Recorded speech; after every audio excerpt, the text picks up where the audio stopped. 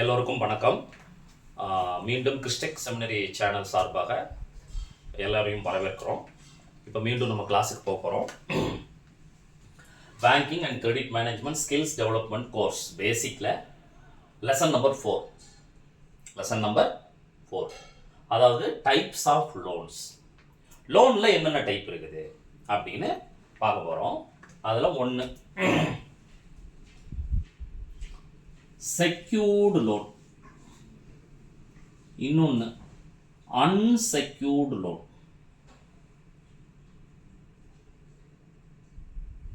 நீங்கள் எங்கே போனீங்கனாலும் சரி, லோன் அப்படின்னு எடுத்துக்கிட்டிங்கன்னா ஒன்று செக்யூர்டு லோன், இன்னொன்று அன்செக்யூர்டு லோன். இந்த ரெண்டு டைப் ஆஃப் லோன் தான். நீங்கள் எந்த லோன் வாங்கினாலும் சரி, இதில் ரெண்டுலேயே ஏதாவது ஒன்று இருக்கும். ஓகேவா? ரைட்.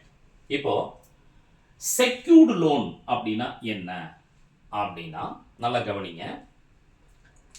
ஏதேனும் ஒன்றை அடமானமாக வைத்துக்கொண்டு கடன் கொடுத்தால் அது செக்யூர்டு லோன். ஏதேனும் ஒன்றை அடமானமாக வைத்துக்கொண்டு கடன் கொடுத்தால் அது செக்யூர்டு லோன். அடமானம் எதுவும் இல்லாமல் வாங்கக்கூடிய லோனு அன்செக்யூர்டு லோன். இப்போ உதாரணத்துக்கு ஒரு 2 வீலர் லோன் வாங்குறீங்க, ஒரு லேப்டாப் லோன் வாங்குறீங்க, ஒரு மொபைல் லோன் வாங்குறீங்க, ஒரு ஹோம் லோன் வாங்குறீங்க, ஒரு ஏசி லோன் வாங்குறீங்க. இது எல்லாம் செக்யூர்டு லோன். இதெல்லாம் என்ன?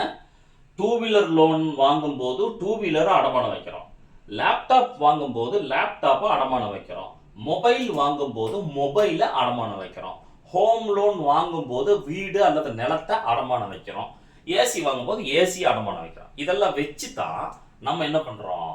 லோன் வாங்குறோம். அப்போ இது செக்யூர்டு லோன் அப்படின்னு சொல்கிறோம். அன்செக்யூர்டு லோன் அப்படின்னா என்ன அப்படின்னு கேட்டால், பர்சனல் லோன், பிஸ்னஸ் லோன்.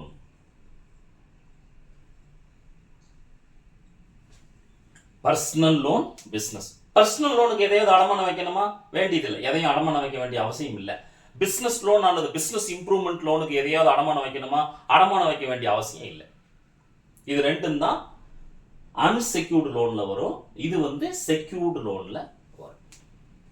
பொதுவாக உங்களுக்கு இந்த 2 wheeler loan, laptop loan, mobile loan, AC லோனோட விளக்கமெல்லாம் உங்களுக்கு தேவையில்லை. ஏற்கனவே நீங்கள் பார்த்துருக்கீங்க. ஆனால் இதில் பிக் சாப்டர் என்ன அப்படின்னு கேட்டிங்கன்னா, ஒன்று செக்யூர்டு லோனில் பெரிய subject home loan.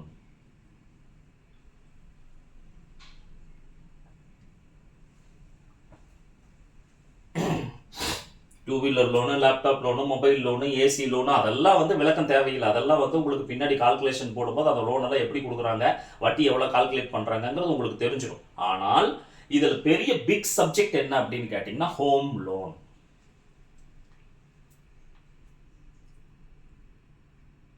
Home loan அப்படின்னா இதை நிறைய பேர் பழைய காலத்தில் ஹவுசிங் லோன் அப்படின்னு சொன்னாங்க.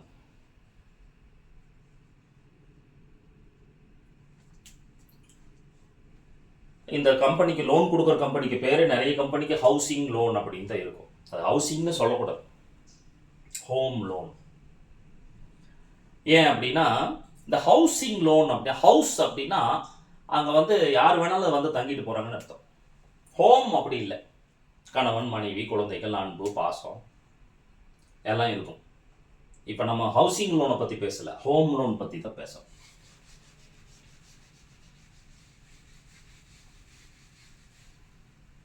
ஒன்று அதில் ஏ கன்ஸ்ட்ரக்ஷன் லோன்.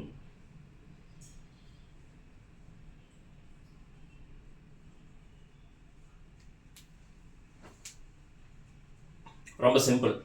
நீங்கள் ஒரு இடம் வச்சிருக்கீங்க, அந்த இடத்துல ஒரு வீடு கட்டலான்னு நினைக்கிறீங்க.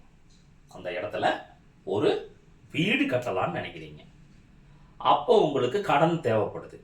அந்த கடனை வாங்கினீங்கன்னா அந்த லோனுக்கு பேரு ஹோம் கன்ஸ்ட்ரக்ஷன் லோன். இடம் இருக்குது, வீடு கட்டணும், கட்டுறதுக்கு லோன் போடுறோம், கன்ஸ்ட்ரக்ஷன் லோன். ரெண்டாவது purchasing loan.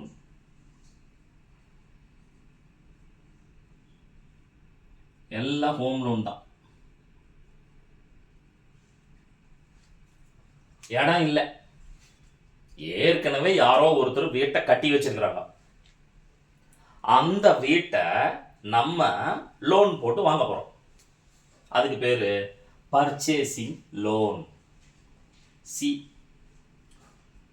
Loan against property. ஏற்கனவே வீடெல்லாம் இருக்கு, இப்ப நமக்கு காசு தேவை, வீட்டை அடமானம் வச்சு லோன் வாங்க போறோம், லோன் அகைன்ஸ்ட் ப்ராப்பர்ட்டி. அதுல இது ஹோம், வேற ப்ராப்பர்ட்டி வச்சு வாங்குறது உண்டு. ஹோம் லோனை பொறுத்தளவுக்கு ஹோம் அடமானம் வச்சு வாங்குறது லோன் அகைன்ஸ்ட் ப்ராப்பர்ட்டி. ஏதோ கமர்ஷியல் பில்டிங் இருக்குது, மற்ற சொத்துக்கள் இருக்குதுன்னா கூட வைக்கிறாங்க, அது அது வேற டாபிக், அதுக்கு நம்ம போகல. இங்க நம்ம பார்க்கறது லோன் அகைன்ஸ்ட் ப்ராப்பர்ட்டிங்கிறது வீட்டு லோன்ல என்ன அப்படின்னு பார்க்க போறோம். அடுத்து டேக் ஓவர் அல்லது பேலன்ஸ் டிரான்ஸ்பர்.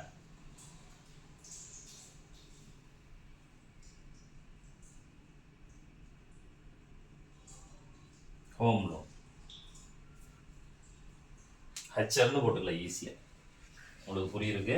என்ன போட்டுக்கலாங்க, ஹெச்எல்னா தெரியும், எல்லாரும் அப்படிதான் சொல்லுவாங்க. சரி, நீங்க ஏற்கனவே ஒரு பேங்க்ல லோன் வாங்கிட்டீங்க, அன்னைக்கு வந்து ஒரு அவசரத்துக்கு வாங்கியிருக்கலாம், தெரியாம வாங்கியிருக்கலாம், ஏதோ ஒரு வகையில் நீங்க வாங்கிட்டீங்க. ஆனா நீங்க என்ன ஃபீல் பண்றீங்கன்னா, அங்க வட்டி ஜாஸ்தியா போடுறாங்க, மற்ற பேங்க்ல வந்து வட்டி கம்மியா இருக்குது அப்படின்னா நீங்க கம்மியா இருக்கிற பேங்க்குக்கு மாத்திக்கலாம். That is called take over அல்லது பேலன்ஸ் டிரான்ஸ்பர். Balance transfer. ஆனா இதுக்கு கண்டிஷன் இருக்கு. ஒன்று, இஎம்ஐ ப்ராப்பரா கட்டியிருக்கணும். ரெண்டாவது, இன்கமுக்கு ப்ரூஃப் இருக்கணும். ரெண்டு கண்டிஷன் ஒத்து வந்தா தான் மாற்ற முடியும். தெரிஞ்சுக்கிட்டீங்களா? பாருங்க, செக்யூர்டு லோன்ல ஹோம் லோன் மட்டும்தான். மற்ற லோனை பத்தி நம்ம பேசுறது பெருசா விளக்கமா பேச வேண்டியது உங்களுக்கே தெரியும். ஹோம் லோன் இடம் இருக்கு, இடத்துல வீடு கட்ட போறீங்க, அதுக்கு ஒரு லோன் தேவைப்படுது, அதுக்கு வந்து கன்ஸ்ட்ரக்ஷன் லோன். அதுக்கு பேர் என்ன? Construction loan.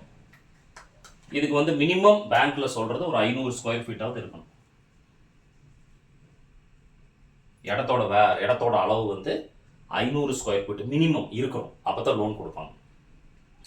500 ஸ்கொயர் ஃபீட்னா எனக்கு தெரிஞ்சு ஒரு சென்ட்டுக்கு மேல, ஆவரேஜா 436 ஸ்கொயர் ஃபீட் சேர்ந்தது ஒரு சென்ட். ஸோ ஒரு சென்ட்டுக்கு மேல இடம் இருந்தால் தான் லோனே வாங்க முடியும். கன்ஸ்ட்ரக்ஷன் லோன், இந்த கன்ஸ்ட்ரக்ஷன் லோன் வாங்கிக்கலாம். ஏற்கனவே வீடு கட்டியிருக்காங்க, அந்த வீட்டை நம்ம வாங்க போறோம், அது பர்ச்சேசிங் லோன். அதுக்கு அந்த வீட்டோட இதை கொடுத்துக்கலாம், பத்திரத்தை கொடுத்துக்கலாம். அடுத்து லோன் அகெயின்ஸ்ட் ப்ராப்பர்ட்டி. ஏற்கனவே வீடு இருக்கு நமக்கு, அதை அடமானம் வச்சு கடன் வாங்க போறோம், அது லோன் அகெயின்ஸ்ட் ப்ராப்பர்ட்டி. அடுத்து டேக் ஓவர் இல்லைன்னா பேலன்ஸ் டிரான்ஸ்பர்.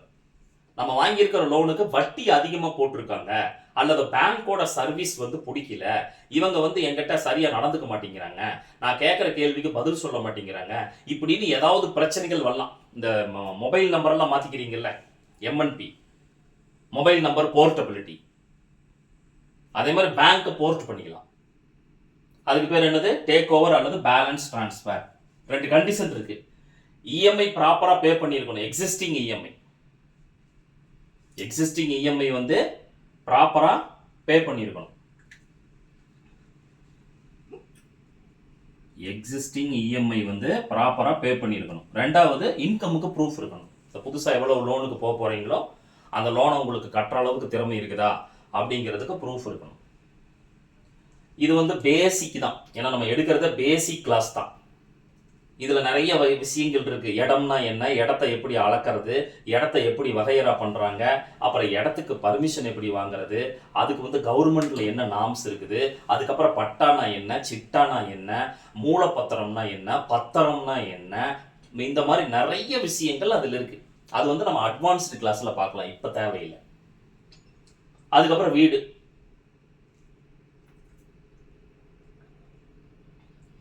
ஆனால் ஒரு சின்னதாக ஒன்று மட்டும் தெரிஞ்சுக்கலாம், என்ன அப்படின்னா சொத்தோட மதிப்பில் இது 90% வரைக்கும் லோன் அவைலபிள். உங்களுக்கு இன்கம் ப்ரூஃப் சப்போர்ட் ஆச்சுன்னா ரெண்டையும் கன்சிடர் பண்ணுவாங்க. லோன் வந்து கொடுத்துட மாட்டாங்க. எப்படி கன்சிடர் பண்ணுவாங்க? ஒரு கையில் உங்கள் சொத்தோட மதிப்பு, இன்னொரு கையில் உங்கள் இன்கமோட மதிப்பு, ரெண்டையும் பார்ப்பாங்க. ரெண்டில் எது குறைவாக இருக்குதோ அதுதான் லோன் அமௌண்ட்.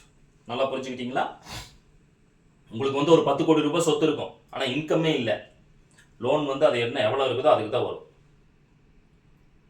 புரியுதுங்களா? ஆனால் நீங்கள் வந்து ஒரு மாதம் ஆச்சுன்னா 10 லட்சம் சம்பாதிக்கிறீங்க, ஆனால் நீங்கள் வாங்க போகிற லோன் வந்து 1 லட்சம் ரூபா தான். அந்த 1 லட்சத்துக்கு தான் லோன். புரியுதுங்களா? இப்போ 90% total asset value. Asset value வந்து எப்படி கணக்கிடுறாங்க அப்படிங்கிறது ரொம்ப ரொம்ப முக்கியம். அசட் வேல்யூ கணக்கிடணும்னா அந்த லேண்டோட வேல்யூ, வீட்டோட வேல்யூ, அப்புறம் டாக்குமெண்ட் ரெஜிஸ்ட்ரேஷன் சார்ஜஸ், இந்த 3 தான் 100%. அசட் வேல்யூனா என்ன? வீட்டு லோனை பொறுத்தளவுக்கு அசட் வேல்யூ அப்படின்னா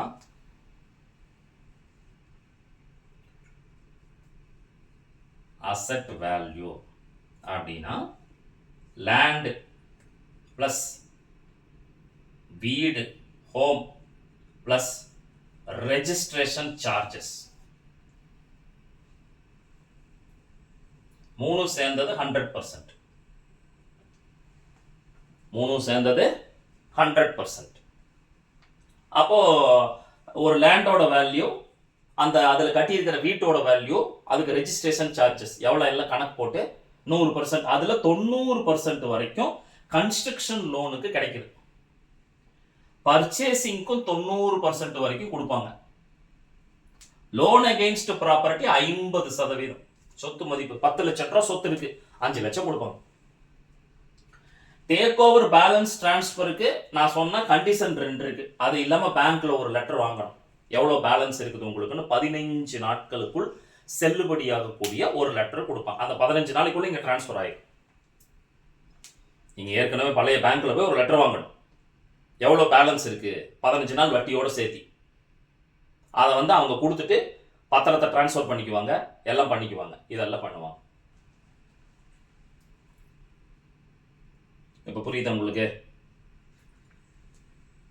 அப்போ இந்த செக்யூர்டு லோன், ஹோம் லோன்னு நீங்கள் நிறைய தெரிஞ்சுக்க வேண்டிய விஷயம் இருக்குது. கன்ஸ்ட்ரக்ஷன்னா என்ன, இடம் இருந்துச்சுன்னா வீடு கட்டிக்கலாம்.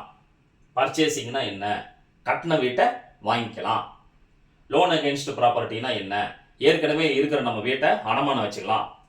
டேக் ஓவர்னா என்ன, ஏற்கனவே லோன் போட்ட பேங்கை நமக்கு பிடிக்கல, வட்டி அதிகமாக போடுறாங்க, பிஹேவியர் சரியில்லை, சர்வீஸ் கொடுக்க மாட்டேங்கிறாங்க, இதெல்லாம் காரணமாக வச்சு நீங்கள் என்ன செஞ்சுக்கலாம், டேக் ஓவர் பண்ணிக்கலாம். டேக் ஓவர் பண்ணுறதுக்கு ரொம்ப முக்கியமான விஷயம் எக்ஸிஸ்டிங் இஎம்ஐ ப்ராப்பராக கட்டியிருக்கணும். இன்கம் ப்ரூஃப் கண்டிப்பாக வேணும்.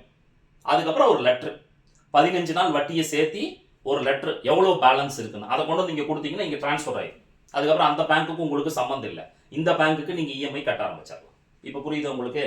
இதுதான் செக்யூர்டு லோன்னா ரொம்ப முக்கியமாக நம்ம தெரிஞ்சுக்க வேண்டிய விஷயம். இது கொஞ்சம் அட்வான்ஸ்டாக போகலாம், அது அட்வான்ஸ்டு கோர்ஸில் தான். இது பேசிக்கு இது போதும் உங்களுக்கு, கஸ்டமர்கிட்ட பேசுறதுக்கு இது போதும் உங்களுக்கு. நிறைய விஷயங்கள் இருக்குது, அது வந்து நம்ம அட்வான்ஸ்டு கிளாஸில் பார்ப்போம். Okay fine. இப்போ நம்ம அழிச்சிட்டு அடுத்து அன்செக்யூர்டு லோன் போக போகிறோம். Okay clear? சரி பாருங்க,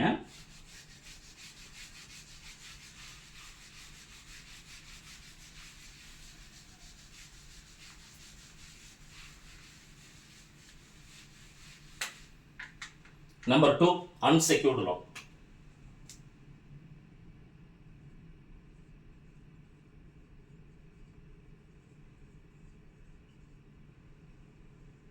A, personal loan. B, business loan.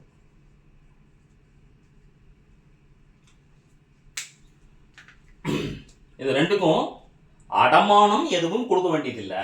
நல்லா தெரிஞ்சுக்கணும். ஏன் அன்செக்யூர்டு லோன் அப்படின்னு சொல்றோம்னா, இந்த இடத்துல உங்களுக்கு ஒரு டவுட் வரும். சார் என்ன அது பத்திரம் கொடுக்குறோம், ரைட்டு, லேப்டாப்பு, டூ வீலர் எல்லாம் இருக்குது, இதை எப்படி சும்மா கொடுப்பாங்க? அதுக்கு ஒன்று வச்சிருக்கிறாங்க. அது அடுத்த கிளாஸில் வரும். உங்களுக்கு எம்ஓடின்னு சொல்லுவாங்க. அது அடுத்த கிளாஸ் லெசன் நம்பர் 5 இல்லைன்னா 6ல் வரும். நம்ம அப்போ அதை விளக்கம் பார்ப்போம். இப்போ அன்செக்யூர்டு லோனுக்கு, நீங்கள் பர்சனல் லோனுக்கு அடமானம் எதுவும் கொடுக்க வேண்டிய அவசியம் இல்லை. பிஸ்னஸ் லோனுக்கு எதுவும் கொடுக்க வேண்டிய அவசியம் இல்லை. சரி, பர்சனல் லோன்னா என்ன? பர்சனல் தேவைகளுக்காக வாங்கக்கூடிய லோன் பர்சனல் லோன். என்னது? ஒரு மேரேஜ் பண்ணுறதுக்கு ஒரு லோன் காசு தேவைப்படுது, அதுக்கு ஒரு லோன் போடுறாங்க. ஒரு மருத்துவ செலவு வருது, அதுக்கு ஒரு லோன் போடுறாங்க. டூர் போகிறாங்க, இங்கேருந்து வெளிநாட்டுக்கோ வெளி மாநிலத்துக்கோ டூர் போகிறாங்க, அப்போ அதுக்கும் லோன் போட்டு இப்போ இஎம்ஐ கட்டியெல்லாம் டூர் போகிற ஆளுகள்லாம் இருக்கிறாங்க. எஜுகேஷனுக்கு வேணும். எஜுகேஷன்னா நான் சொல்கிறது எஜுகேஷன் லோன் கிடையாது. பர்சனல் லோன் போட்டு எஜுகேஷனுக்கு ஃபீஸ் கட்டுவாங்க. இந்த மாதிரி ஒரு தனி மனிதனுக்கு வரக்கூடிய பர்சனல் தேவைகளுக்காக வாங்கக்கூடிய லோன் பர்சனல் லோன். இதுக்கு ஒரு பேப்பர் கொடுத்தா போதும். என்ன paper? Address proof, ID proof, bank statement, income proof. Address proof, ID proof, bank statement, income proof. இதன் அடிப்படையில் கொடுப்பாங்க. அப்புறம் நீங்கள் பர்சனல் லோன் வாங்கினீங்கன்னா அப்புறம் பின்னாடியே கிரெடிட் கார்டு வரும். அப்புறம் அப்படியே கிரெடிட் கார்டு வந்துச்சுன்னா அதுக்கப்புறம் நான் லைனாக எல்லாம் வரும். கார் லோன் வரும். அப்புறம் முழு கடன்காரன் ஆயிடலாம். அது அவங்க அவங்களுடைய விஷயத்தை பொறுத்தது. கடனை எப்படி கையாளுறதுன்னு தெரிஞ்சவங்க கடன் வாங்கும்போது அது பிரச்சனை இல்லை. கடன் வாங்குறத ஒரு பெருமையாக நினைச்சு வாங்கினதை என்ன பண்றதுன்னு தெரியாம அல்லது வாங்கினதை தவறாக என்ன சொல்ற செலவு பண்ணிட்டாங்கன்னா அது மிகவும் கொடூரமான ஒரு சூழ்நிலையாக மாறும். ஒரு கவிஞர் சொன்னார், கடன் பெற்றார் நெஞ்சம் போல, கடன் பட்டார் நெஞ்சம் போல. இந்த உலகத்திலேயே ரொம்ப கஷ்டமான விஷயம் என்ன அப்படின்னா, கடன் வாங்கிட்டு கொடுக்க முடியாம இருக்கிறது. வேற கஷ்டத்தை எல்லாம் நம்ம சகிச்சுக்குவோம். அதனால் லோன் அப்படிங்கிறது ரொம்ப முக்கியமான விஷயம். தேவைக்கு வாங்கணும். தேவையில்லாம லோன் வாங்கினா அது மிகுந்த பிரச்சனையை வாழ்க்கையில் உருவாக்கும், மிகுந்த மன உளைச்சலை உருவாக்கும். அதை சும்மா தானே கொடுக்குறாங்க, அதனால வாங்கி தள்ளுறது. அப்புறம் தெரியும், ஒரு 3 வருஷம் கழிச்சு தெரியும், ஐயோ வட போச்சே அப்படி. பர்சனல் லோன் பர்சனல் தேவைகளுக்காக வாங்குறது. பிஸ்னஸ் பண்ணிட்டு இருக்கணும். புது பிஸ்னஸ்க்கு யாரும் லோன் கொடுக்க மாட்டாங்க. அது நீங்க கவர்மெண்ட் ஸ்கீம் தான் போகணும். ஏற்கனவே மினிமம் 1 வருஷத்துக்கு மேல ரன் ஆயிட்டு இருக்கிற பிஸ்னஸ்க்கு பிஸ்னஸ் லோன் கொடுப்பாங்க. இதுதான் அன்செக்யூர்டு லோன்னு சொல்றோம். இப்படி லோன் கொடுக்கும்போது இவர் கட்டாம விட்டுட்டா என்ன பண்ணுவாங்க அப்படிங்கிற ஒரு கேள்வி இந்த இடத்துல வரும். அந்த கேள்விக்கு பதில் அடுத்தடுத்த லெசன்ல வரும் உங்களுக்கு. அதனால அது கிளியர் ஆயிடும், ஒன்றும் பிரச்சனை இல்லை. Personal loan, business loan. இப்போ 2 கிளாஸ் இருக்காங்க. ஒன்று சேலரி கிளாஸ், இன்னொன்று self employed R business.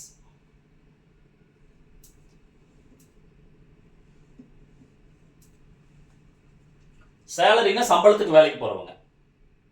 Self employed அப்படின்னா என்னன்னா தான் தொழிலுக்கு தானே தொழிலாளி. ஒன்று வேலைக்கு போறவங்க, இன்னொன்று யாரு? Self employed. இந்த செல்ஃப் எம்ப்ளாய்டு அப்படின்னா தான் பண்ற தொழிலுக்கு தானே தொழிலாளி அப்படின்னா செல்ஃப் எம்ப்ளாய்டு. தான் பண்ற தொழிலுக்கு சம்பளத்துக்கு ஆள் வச்சு பண்றாங்க, அவங்க பிசினஸ் மேன். உங்களுக்கு வித்தியாசம் தெரியுதுன்னு நினைக்கிறேன். இது ஒரு கேட்டகரி, இது ஒரு கேட்டகரி. இப்போ சேலரி கிளாஸ்ல இருக்கிறவரு பர்சனல் லோன் வாங்கலாமா? வாங்கலாம். நல்லா புரிஞ்சுக்கிட்டீங்களா? செல்ஃப் எம்ப்ளாய்டு பிசினஸ் மேன் ஒருத்தர் இருக்கார், அவரு பர்சனல் லோன் வாங்கலாமா? வாங்கலாம். நல்லா புரிஞ்சுக்கிட்டீங்களா? ஒரு சேலரிக்கு ஒருத்தர் போறாரு, அவரு பர்சனல் லோன் வாங்கலாமா? வாங்கலாம். செல்ஃப் எம்ப்ளாய்டு இல்லைன்னா பிசினஸ் மேன் இருக்காரு, அவரு பர்சனல் லோன் வாங்கலாமா? வாங்கலாம். அடுத்து பாருங்க, சேலரிக்கு ஒருத்தர் போறாரு, அவருக்கு பிசினஸ் லோன் போடலாமா? கிடையாது. உங்களுக்கு தெரியும் நினைக்கிறேன். அதுக்கு இதுக்கு சம்மந்தமே இல்லை. அவர் வேலைக்கு போறார். அவர் எப்படி பிசினஸ் லோன் வாங்குவாரு? ரெண்டையும் செஞ்ச லோனே கிடையாது. அதை தெரிஞ்சுக்கணும் ஃபர்ஸ்ட். சார் அப்படியே நான் வேலைக்கு போறேன், அதுல ஒரு 10,000 ரூபாய் வருது. அப்புறம் அப்படியே பார்த்தீங்கன்னா ஒரு சின்னதா ஒரு பிசினஸ் பண்றேன், அதுல ஒரு 20,000 வருது. எவ்வளவு லோன் கிடைக்கும்? லோன் கிடையாது, ரிஜெக்ட். சில விஷயமெல்லாம் நீங்க தெரிஞ்சுக்கணும், என்ன ரூல்ஸ் அப்படின்னு சொல்லி. ஏன்னா அதோ ஒன்று தானே வேணும், அவர் கடைசியில் ரெண்டும் போயிடுச்சுன்னா என்ன பண்றது? அதனால இவருக்கு பிசினஸ் லோன் கிடைக்குமா? கிடைக்கும். இவர் ரெண்டும் கிடைக்கும், இவருக்கு ஒன்று தான் கிடைக்கும். ஏன்னா இவர் வேலைக்கு போறார். இப்ப புரிஞ்சுக்கிட்டீங்களா? இந்த அளவுக்கு விளக்கம் போதும். நீங்க கஸ்டமர்கிட்ட பேசுற அளவுக்கு இது போதும். அப்புறம் நம்ம அட்வான்ஸ் கிளாஸ்க்கு போறப்ப என்ன பண்ணலாம் பண்ணிக்கலாம். அப்போ மறுபடியும் சொல்றேன், அன்செக்யூர்டு லோன். அன்செக்யூர்டு லோன்னா ஃபர்ஸ்ட் நமக்கு வர்றது பர்சனல் லோன், அப்புறம் பிசினஸ் லோன். பர்சனல் லோன்னா பர்சனல் தேவைக்காக வாங்குறது. பிசினஸ் லோன்னா பிசினஸ் பண்ணிட்டு இருக்கிறவங்க வாங்குறது. புது பிசினஸ்க்கு லோன் கிடையாது. ஏற்கனவே ஒரு வருஷம் பிசினஸ் ரன் பண்ணிட்டு இருந்தா தான் லோனு. ஒரு சின்ன எக்ஸாம்பிள் பார்க்கும்போது, சேலரி கிளாஸுக்கு பர்சனல் லோன் வாங்கலாம், பிசினஸ் லோன் வாங்க முடியாது. ஏன்னு உங்களுக்கு தெரியும், அவர் பிசினஸ் பண்ணல. பிசினஸ் பண்ணிட்டு இருக்காங்க. செல்ஃப் எம்ப்ளாய்னா என்ன டிஃபரன்ஸ் நான் சொல்லியிருக்கேன். அவங்க வேலைக்கு அவங்களே தொழிலாளினா அவங்க செல்ஃப் எம்ப்ளாய். வேலைக்கு ஆள் வச்சு சம்பளம் கொடுத்து பிசினஸ் பண்றாங்கன்னா அவங்க பிசினஸ் மேன். அவங்க பிஎல் வாங்கலாமா? பிஎல் வாங்கலாம். பிசினஸ் லோன் வாங்கலாமா? வாங்கலாம். இதெல்லாம் புரிஞ்சுக்கணும். Okay, clear? ஓகே, இதை பார்த்துட்டு இருக்கிறவங்களுக்கு, இனிமேல் பார்க்க போறவங்களுக்கு ரொம்ப நன்றி. மறக்காம கிறிஸ்டெக் சேனலை நீங்க சப்ஸ்கிரைப் பண்ணிக்கோங்க, பெல் பட்டனை பிரஸ் பண்ணிக்கோங்க. அதனால உங்களுக்கு நாங்க வீடியோ போட்டோம்னா உடனே உங்களுக்கு ரீச் ஆகும். வேற ஏதாவது இதுல உங்களுக்கு டவுட் இருந்தாலோ அல்லது வேற ஏதாவது சப்ஜெக்டை பத்தி நான் பேசணும்னு நீங்க நினைச்சாலோ கமெண்ட் செக்ஷன்ல சொல்லுங்க. கண்டிப்பா அது என்னன்னு பார்த்து பண்றதுக்கு நாங்க தயாரா இருக்கிறோம். இந்த பார்த்துட்டு இருந்த எல்லாருக்கும் ரொம்ப நன்றி. Thank you very much.